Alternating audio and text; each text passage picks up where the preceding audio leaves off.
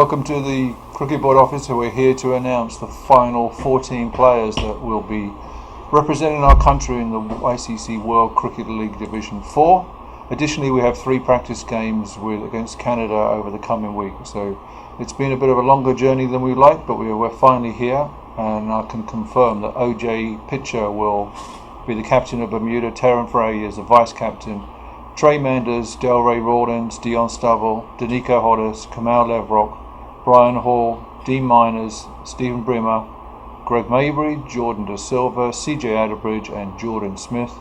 We currently have 3 players on standby, 2 seam bowlers, Zico Burgess and Micah Simons, and wicketkeeper batsman Kwame Tucker. The team leaves for Los Angeles on Tuesday, that's October 25th. And we have 3 50-over practice games scheduled against Canada, all at National Stadium starting at 10 a.m. They are on Friday, Sunday and Monday. So looking forward to some great cricket. How many of the 14 that's going to LA will be available for the practice matches, considering one or two of them are overseas players, like Trey Manders and Kamal Levrock, overseas base. Are they back? Right, we have Trey is here. We're going to miss Delray. Delray has a England under-19 camp, so he won't be here for that. He left yesterday, did he? And yeah. We have Jordan coming in today, and Kamal arrives on Friday. But everybody else is already here, aren't they? Mm-hmm. Any concerns with your preparation thus far, Phil? No, I think the preparations thus far has been quite good. The National Stadium, I just want to thank them for their efforts in providing us with a center wicket up there. First class facility to train with. We have no issues when it comes to our preparations. I think it's been spot on. I was up there earlier today. There's 2 strips. What as a coach, what are you preferring to play on here, and then what are you hoping to find when you get to LA? Okay. Actually, I was up there yesterday at the stadium talking to the groundsman. I know the first strip that we've been actually training on, it's a little bit worn out, and it turns a lot because it's pretty much down to the bare clay now. Mm-hmm. So we're actually preferring to play on the next strip, which is a little bit grassier. Mm-hmm. I think it will assist the seam bowler some. It should turn some, but hopefully not as much as the other wicket. So that's what we're basically looking at. Obviously, and it should play a little slow, which is conducive to what I think we're going to get over in LA. Mm-hmm. They have drop-in wickets that are very similar to the ones that we played on in Indianapolis. The ones in Indianapolis tended to be very slow and took spin, gave a little assistance to the seam bowlers. So that's basically what we're looking for. When we go over there, obviously we're gonna have to quickly adjust to the track. We'll be talking to the Canadians when they come so that they can give us some feedback as to what the wicket was like, because they have obviously played USA over there over the last couple of days. So hopefully we can get some feedback from them that would sort of enlighten us as to what we're going to be up against. You looked at some of the scores. Obviously, Canada won 2-1, but you looked at some of the scores, 200s odd. USA struggled at times to get to those numbers. What do you assess that from? The number-wise? Yeah, simply putting it down to not just USA, but I've looked at even Oman played United Arabs just as recently this last week as well. They've been hitting 180s, 170s as well. So anything above 225, you're in with a shot of winning pretty much every game. So that has always been our base target anyway as a team, to score a minimum of 225. That's our goal as a team. If we can, we just actually sort of upped it a little bit too, because we want to be able to bat and score in the excess of, say, 250. We feel that would pretty much secure us in this division. The wicket, I think, will allow us to do it. It's just a matter of how we handle the pressure of batting against some quality spin bowling. When we went to Canada, we did have the option. We did have the opportunity to bat against some quality spinners. They had left armers. They had some googlies that build out the back of the hand. There's some off breaks, and I thought we batted them really, really well. The difference, though, between there and Bermuda wickets, obviously this track up the stadium turns a lot more than what we'll actually get in the tournament. So if we can actually master this wicket up at the stadium over the next couple of days, that should really give us some positive, put us in a positive frame of mind going over to LA. Over these 3 games, what do we need to do to ensure that when you go to play Tuesday morning, you guys in the right frame of mind, spirit-wise, emotionally, and physically? It's a difficult question, simply because I don't think during any of these games we're going to be at full strength. Obviously, Del Rey is overseas, unavailable. Kamal's not going to be there for the first game, and we also have an issue with the unstable work-wise. So we're going to probably be about 3 of our top all-rounders. So it's going to allow other players to really show me what they're capable of doing. It's going to give me a good look at some of these other guys that I may have had some doubt about.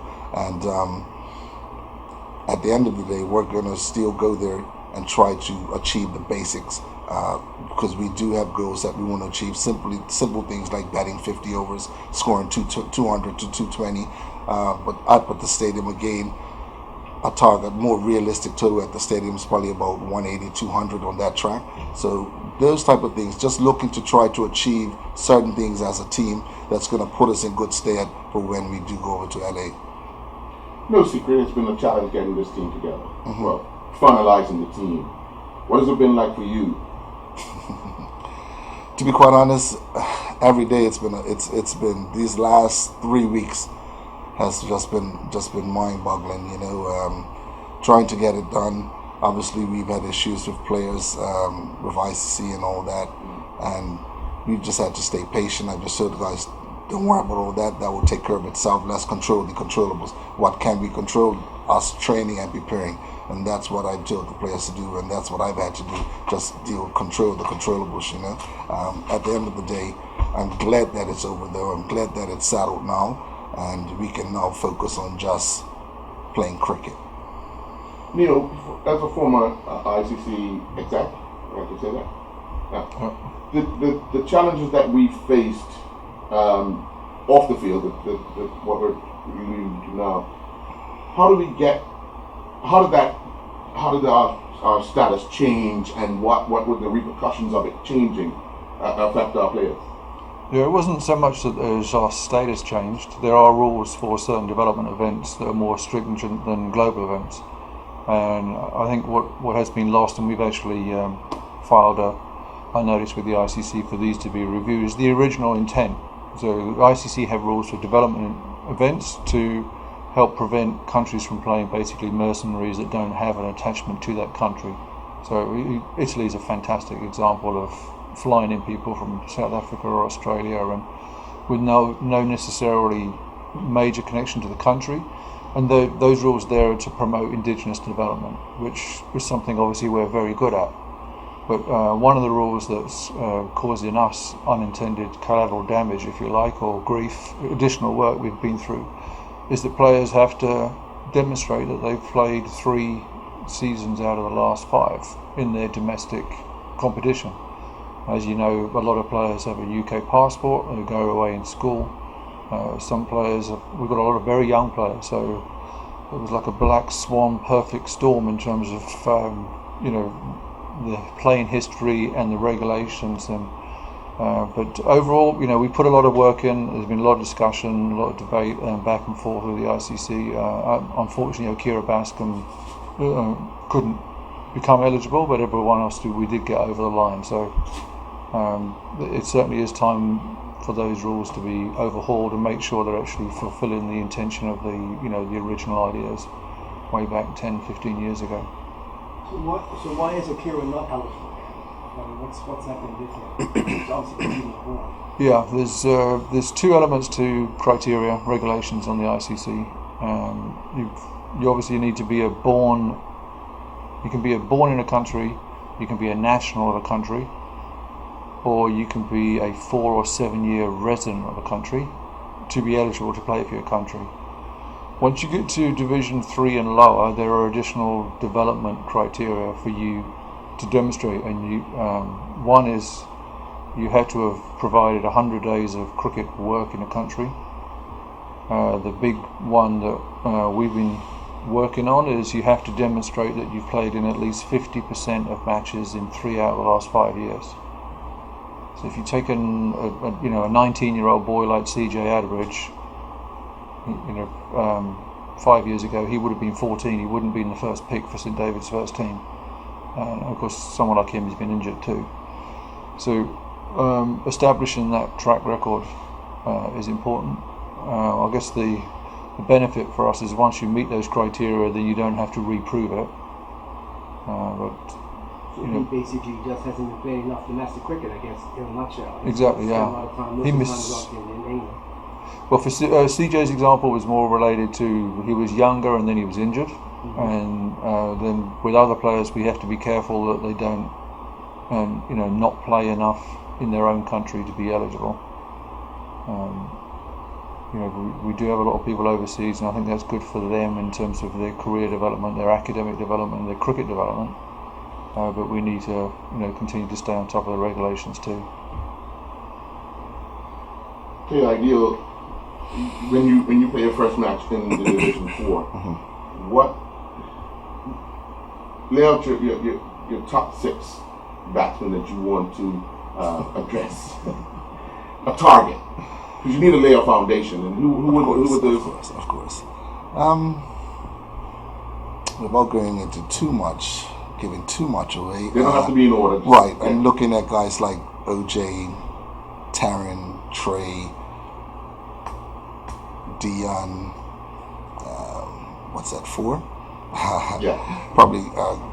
You look at a guy like Stephen Bremer or Danico fitting into that equation, and Kamal Lavra. Kamal batted 6-4s in Canada, so and he done a very good job in that aspect. So between that 6 or 7 players that I just named, they'll probably provide the top 6 for the first game. Again, these games coming up with Canada will allow me to look at the Bremers, the Danicos, and then make a final decision on the batting order. Where does Dean Minus fit in? Dean will probably come in a little lower down the order, simply because if you look at our games over in Canada, one of our biggest problems we had was finishing the game off. We were setting it up perfectly. We were getting 200 for 4 or 5 or for 40 overs, and then being built up for 220, 230. So Dean is going to come in the lower order to try to give me some experience as to closing out the game, because we should have easily been getting 260, 270 after being in that position. So with his experience and knowledge, he should be able to hopefully close games out for us, depending on the circumstances that we're in. My final question. You played for Cleveland in their final game and scored runs. Any thought of you representing Bermuda again? Are you joking? No, not at all. Not at all. I mean, let's be real. If I had 2 healthy knees, then sure. But at this stage, my main focus is just coaching. I'm really enjoying this opportunity to coach Bermuda, and I really hope that after this tournament goes successfully, that we can look to extend it, because I've really enjoyed working with the players, all the ins and outs, the ups and downs. It's been challenging, but it's been really enjoyable. I'm really proud to have this opportunity, and I look forward to this team being successful. Stephen Bremer, I don't remember him being in the last squad, the last list of players that you had named. He's obviously there now. How do you feel about his inclusion, and how did that come about that he kind of got in and not right. Back to it, but he got in late? He got in late, and that was simply down to us having issues with Tamika Wilson and Akira Bascom. As you know, Akira went over to Canada. He done a great job for us over there, so we were really looking forward to him being a part of this team, our final team.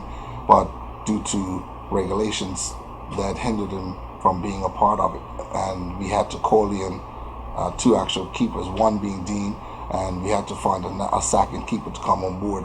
And I know Bremer can do a job keeping, but I also wanted somebody that can really bat well And looking back at the season that we've just had, Stephen had a tremendous season for us down in Cleveland. He, topped our run scoring. He's been playing beautifully. And one thing I'll say is that we as a team right now, we've adapted a style of play that involves a lot of running and athleticism, and he just fits that bill. We lost Christian too, didn't we? And we lost Christian Burgess as well to injury.